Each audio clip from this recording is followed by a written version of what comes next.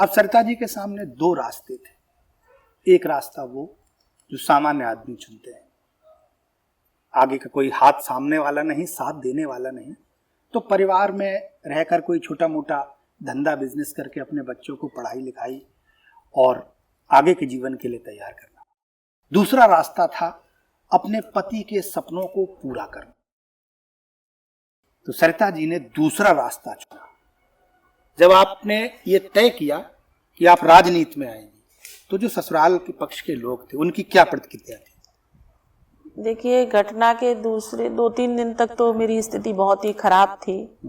लगभग 4-5 दिन बाद हमने अपने देवर को बुलाया, उदयवीर को और दिनेश भदौरिया को, और मैंने कहा कि तुम्हारे भाई साहब लोकसभा का चुनाव लड़ना चाहते थे और अब मैं लोकसभा का चुनाव लड़ूंगी। अच्छा, ये मैंने उनसे सीधा कहा। मैंने कहा तुम लोग तैयारी करो। तो परिवार वालों ने कहा ठीक है, जैसी तुम्हारी इच्छा, हम लोग साथ देंगे। ठीक है। और ये बात भी सही है कि उन्होंने बहुत साथ दिया। हमारे सास ससुर बिल्कुल देहात के थे और किसान थे, लेकिन ये निर्णय उनके लिए बहुत कठिन था क्योंकि हमारी उम्र भी उस समय जो थी और परिस्थितियां भी थी। तो हमारे सास ससुर ने, सबने, परिवार के लोगों ने कहा कि जिसमें तुमको संतुष्टि मिले, हम और तो कुछ तुम्हारे लिए कर नहीं सकते, तुम जिस काम में संतुष्ट हो हम लोग वो तुम्हारी सहायता उसमें करेंगे। तो आप ये भावुकता में निर्णय लिया था आपने? मैं सच जानना चाहता हूं कि आपके पति की इच्छा थी कि वो चुनाव लड़ेंगे, आपने पति के सपनों को पूरा करने के लिए राजनीति में आई, कि मतलब ये लगा आपको कि नहीं अब मुझे कुछ बदलाव करना है? ये मुझे बताइए। दोनों बातें थी। पहली बात तो ये थी कि मेरे मन में ये जिद आई कि आखिर इतना सीधा व्यक्ति और इतना सोशल व्यक्ति और केवल इस कारण से मार दिया गया कि चुनाव ना लड़े, तो चुनाव तो मुझे लड़ना ही चाहिए। अच्छा, पहली तो ये जिद थी मेरी कि जिस कारण से हत्या हुई है मैं उस कारण को पूरा करके रहूंगी। और दूसरा मेरे मन में ये था कि कमजोर परिस्थितियों में हम अपने आप को अगर स्टेब्लिश नहीं कर पाए तो आगे आने वाले समय में हम किसी को क्या संदेश देंगे? हमारा पूरा परिवार बिखर जाएगा, हम बिखर जाएंगे। अब गोली का जवाब तो गोली नहीं है, लेकिन गोली का जवाब अगर मजबूती से और कानून के रास्ते से लिया जाए तो उसमें भी सफलता मिलती है और आत्मसंतुष्टि मिलती है। तो आप फिर लोकसभा चुनाव में उतर गए? हाँ, हम कांग्रेस पार्टी से उतरे। इटावा लोकसभा। ये किस सन की बात है? ये 99 में। सन 99। तो उस समय तो आपका जो राजनीतिक अनुभव होगा वो बहुत मतलब छोटा सा होगा। अजीब सी स्थिति थी उस समय। तो मुझे बाह और चक्करनगर रोड का डिफरेंस नहीं पता था कि किधर जाएं तो बाह मिलेगा, किधर जाएं तो चक्करनगर मिलेगा। डीएम और एसडीएम में फर्क नहीं पता था कि इनके क्या काम है, क्या अधिकारी। क्योंकि हमारे हस्बैंड कभी कभी कहते थे समाचार पत्र पढ़ा करो, तो मैं कहती थी मुझे समाचार पत्र पढ़ के क्या करना है, कौन सी मुझे राजनीति करनी है तो मैं समाचार पत्र पढूं। और जो है वो तो घर का काम करना है तो कर रहे हैं, बच्चों को देखना है, बच्चों को अच्छे से देख रहे। तो ये कभी कल्पना ही नहीं की थी कि राजनीति करेंगे।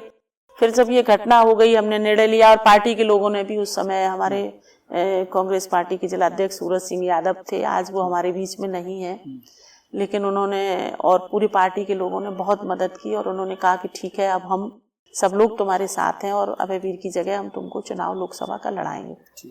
बोरा जी उस समय हमारे घर पे आए थे, शीला दीक्षित जी आई थी, बोरा जी अपनी पत्नी के साथ आए थे, शीला दीक्षित जी आई थी और सलमान खुर्शीद आए थे। काफी बड़े नेता आए और सबको बड़ा कष्ट था अपने अच्छे कार्यकर्ता को गंवाने का। तो मैंने उन लोगों से कहा कि ठीक है, वो तो नहीं है, लेकिन मेरी इच्छा है कि मैं राजनीतिक क्षेत्र में काम करूं, उनके सपनों को पूरा करूं और साथ ही अपने आप को भी मजबूत करूं, जिससे मैं आगे आने वाले समय में अपने पति की मौत की लड़ाई कानूनी तरीके से लड़ सकूं। ये 2 कारण थे मेरे राजनीति में आने के। तो चुनाव में मतलब 99 का चुनाव आपने लड़ा? हाँ, कांग्रेस पार्टी से लड़ा। काफी आर्थिक रूप से भी वजन आ गया होगा उस समय? ऐसी कोई विशेष परिस्थिति तो नहीं थी। चुनाव, हाँ, आर्थिक था वजन, लेकिन परिवार वालों ने मदद की। समय क्या थोड़ा कम खर्चीला था चुनाव? हाँ, उस समय इतना खर्चा भी नहीं होता था और परिवार वाले सब साथ खड़े थे, सबने मिलके, वो खर्चे वाला विषय मेरे सामने नहीं आया। मैं ये तो बहुत- केवल ये बड़ी बात है। हाँ खर्चे वाला विषय तो कभी मेरे सामने नहीं आया। 99 का चुनाव आप हार गए। हाँ लगभग 58,000 या 60,000 ऐसा कुछ वोट मिला था। तो उस समय कांग्रेस पार्टी की स्थिति बहुत खराब थी, बहुत खराब थी। तो वो व्यक्तिगत फिर लोगों उसके ने- बाद उसके बाद परिस्थितियां ये बनी कि कांग्रेस पार्टी बहुत कमजोर थी जी और कुछ लोग जो उसमें राजनीतिक कार्यकर्ता थे उनके साथ रहकर राजनीति करने में मुझे थोड़ी उलझन हो रही थी, क्योंकि मैं राजनीतिक तो थी नहीं, तो उलझन हो रही थी। उनका बैठना, उनका पहनना, उनकी बातचीत का तरीका। तो मेरे परिवार वाले शुरू से आरएसएस में, मेरे पिताजी डॉक्टर जयदेव शास्त्री ने राम मंदिर आंदोलन में बहुत काम किया था। बड़े दिनेश जी और बड़े बड़े संघ के नेता हमारे घर, नवल जी, गजेंद्र जी, ये लोग हमारे घर बचपन से आते जाते थे। तो संघ के वातावरण में बचपन से मैंने उस वातावरण को देखा था। हमारे पिता के पास आते थे, उसमें डॉक्टर पुरंग आई स्पेशलिस्ट थे मैनपुरी में, वो बहुत बड़े आरएसएस के कार्यकर्ता थे। तो इन सारे लोगों से मिलना जुलना आना, तो उस वातावरण को मैंने देखा था। तो परिवार के लोगों में हमारे यहाँ एक पवित्रेंद्र त्रिपाठी थे, वो हमारे गुरु भी थे, टीचर भी थे। तो उन्होंने एक गीता हमको एक दिन आके दी और बोले कि तुम इस गीता की सौगंध खाओ कि मैं जो कहूंगा वो तुम करोगी। और हमारे भाई भी आए साथ में। तो मुझे ये नहीं लग रहा था कि इस निर्णय के लिए वो कहेंगे। तो मैंने कहा पाठी जी आप जो कहेंगे, आप हमारे गुरु हो और हम बचपन से आपका सम्मान करते, वो मैं करूंगी। तो उन्होंने वो गीता दी हमको हाथ में और फिर कहा कि तुमको भारतीय जनता पार्टी ज्वाइन करनी पड़ेगी। और हमारे भाई लोग बहुत इमोशनल थे, परिवार के लोग, वो ये कह रहे थे कि तुम कांग्रेस पार्टी में रहोगी, वहां राजनीति करोगी, वहां से चुनाव लड़ोगी तो हम लोगों के लिए बहुत कठिनाई होगी, वहां बीजेपी और यहाँ कांग्रेस, काम करने में कठिनाई होगी। अब तुम रहोगी तो हमको करना है, हमारी मजबूरी है, लेकिन हमारी इच्छा ये है कि तुम भारतीय जनता पार्टी में आ जाओ। फिर वो बड़े दिनेश जी से मिले, कल्ला जी उस समय प्रदेश अध्यक्ष थे, राजनाथ जी उस समय चीफ मिनिस्टर थे। इन लोगों से बात की, इन लोगों ने सबने आश्वस्त किया कि नहीं आप आओ बीजेपी में राजनीति करो और हम आपका साथ देंगे। तो उसमें भारतीय जनता पार्टी हमने ज्वाइन कर ली थी 2000 में, शायद 4 जनवरी थी या 1 जनवरी को बीजेपी लखनऊ कार्यालय पे ज्वाइन कर ली थी। 2004 में आप भारतीय जनता पार्टी की विधिवत रूप से सदस्य? नहीं, 2000 में, सन 2000। हाँ 2000, यानी मतलब 99 से एक केवल साल हम कांग्रेस- 1 साल अच्छा, 11 इलेक्शन केवल 1 इलेक्शन लड़े बस, 10-11 महीने कांग्रेस में रहे बस। तो 2000 में तो उत्तर प्रदेश में भारतीय जनता पार्टी की जो स्थिति थी वो भी बहुत मजबूत नहीं थी। हाँ। नहीं, उस समय राजनाथ जी मुख्यमंत्री थे। हाँ, 2001 या 2000 की बात है। उसके बाद स्थितियां बदली। हाँ। तो 2000 के बाद फिर जब आप, हमारे हस्बैंड की हत्या हुई तब कल्याण सिंह जी मुख्यमंत्री थे। अच्छा, और जो हमारे विरोधी लोग थे वो वो बीजेपी पार्टी में ही थे, तो उनको बीजेपी का सहयोग भी मिलता था। लेकिन मेरी पहली बार जब राजनाथ जी से मुलाकात हुई और मैंने कहा, उन्होंने खुद ही मुझे बुलाया अपने किसी माध्यम से और ये कहा कि तुमको भारतीय जनता पार्टी में राजनीति करनी है और यहाँ पे महिलाओं के साथ सम्मान से आप रह सकोगी, राजनीति करोगी। तो मैंने उनसे कहा कि मुझे तो चुनाव लड़ना है। तो उन्होंने कहा वो भी देखेंगे परिस्थितियाँ क्या बनती हैं, चुनाव भी लड़ेंगे। लेकिन उन्होंने बहुत ही बरदस्त हमारे सर पर रखा, आदरणीय कलराज मिश्रा ने और राजनाथ जी ने, दोनों लोगों ने। मैंने उनसे कहा कि आप लोग तो हमारे हस्बैंड के मर्डर का केस वापस ले रहे हो। तो राजनाथ जी के सब थे, उन्होंने कहा मैं कोई तुम्हारे पति के मर्डर का केस वापस लेने के लिए मुख्यमंत्री थोड़ी बनाऊं, तुम निश्चिंत होके जाओ, ऐसा कुछ नहीं होगा। तो मुझे थोड़ा अच्छा लगा कि अगर हम उस लड़ाई को ही नहीं लड़ पाए तो फिर तो जीवन बेकार था ना। तो फिर आप 2000 से सक्रिय रूप से हाँ भारतीय जनता पार्टी में इसमें फिर राजनीतिक सफर कैसा रहा?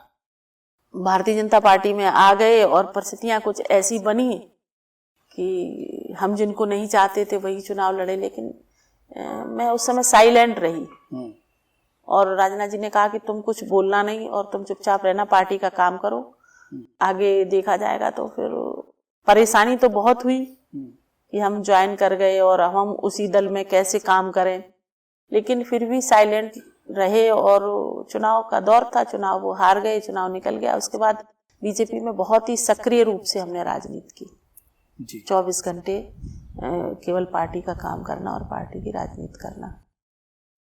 और फिर ये सफर लगातार चलता रहा। हाँ, और आप पहली बार जो चुनाव जीती हैं वो इस सत्र का। हाँ, उसके बाद बच्चे छोटे थे पूरा तो हाँ बच्चों के परवरिश की भी समस्या थी। मैं राजनीति में आ गई थी और कुछ मन भी बहुत व्यथित सा रहता था। तो बच्चों को मतलब क्या उद्देश्य था छोड़? देखिए कठिन तो बहुत था, आज भी याद करके देखिए आपके सामने मेरे आंसू निकल आए। बहुत कठिन था। मेरा छोटा वाला बेटा तो रात भर रोता रहा और सुबह उसकी पूरी पिलो गीली थी। ये जब हमने देखा तो एकदम मतलब हम अंदर से हिल गए थे। पर अगर हम बच्चों को इस वातावरण में रखते यहाँ पे रखते, एक बार हम अपने बड़े वाले बेटे को गाड़ी से निकल रहे थे तो सेंट मैरी स्कूल में पढ़ता था उसी समय जब घटना हुई थी, तो बेटे सेंट मैरी में पढ़ते थे और उस दिन उनके फादर दोनों बच्चों को खुद तैयार करके स्कूल छोड़ के आए थे। तो जब हम गए तो हमारा बेटा और एक बच्चा आपस में झगड़ रहे थे। तो हमने देखा कि अरे ये तो हमारा आशीष है। तो हम दौड़ के गए गाड़ी से, हमने कहा आशीष क्या बात है, क्यों झगड़ा कर रहे? तो आशीष ने हमको कुछ नहीं बताया, लेकिन उसका एक फ्रेंड था, उसने कहा कि इस बच्चे ने ये कह दिया है कि इनके पापा का मर्डर हो गया, इसलिए आशीष इससे भिड़ गए। किसी बच्चे ने हमारे बच्चे से कह दिया कि इनके पापा का मर्डर हो गया, इसलिए आशीष उस बच्चे से भिड़ गया। तो मुझे अंदर से बहुत उलझन हुई और मैंने कहा कि अगर हमारे बच्चे इस वातावरण में इटावा में रहे तो वो यही सब कुछ सुनेंगे, समझेंगे और उनका मन बहुत ही विकृत हो जाएगा। इसलिए उनको मैंने इस वातावरण से दूर रखा कि वो एक अच्छे इंसान बन सके और पढ़ाई लिखाई करें, पढ़ाई लिखाई करके अपना ठीक से रास्ता तय करें, अच्छे इंसान बने। अगर इस वातावरण में रहेंगे तो वो उनके दिमाग के अंदर यही रहेगा कि हमारे पापा का मर्डर हो गया, इस व्यक्ति ने किया, उसने किया, और उनके अंदर बदले की भावना है। उस दिन मैं बहुत ही हिल गई थी। हमारे बच्चे के चेहरे पे भी काफी चोट थी और बच्चे ने उसको भी मारा। तो जो हमने देखा मंजर, तो हमने कहा आशीष क्या बात थी? आशीष ने बताया नहीं कि क्या बात थी, लेकिन उसके फ्रेंड ने बताया कि इसने ये कह दिया था कि इनके पापा का मर्डर हो गया, इसलिए ये झगड़ा हुआ। ये समझ जो आपकी निश्चित तौर पर समाज को एक संदेश देने वाली है। आमतौर पर होता यह है कि जब कुछ ऐसा होता है तो पीढ़ियों तक, 3-3 पीढ़ियों बाद आदमी बदला लेता है, लेकिन आपने जिस तरह से अपने आने वाली नस्ल को सही शिक्षा देकर समाज को सुधारने का ये भी एक बड़ा काम किया है।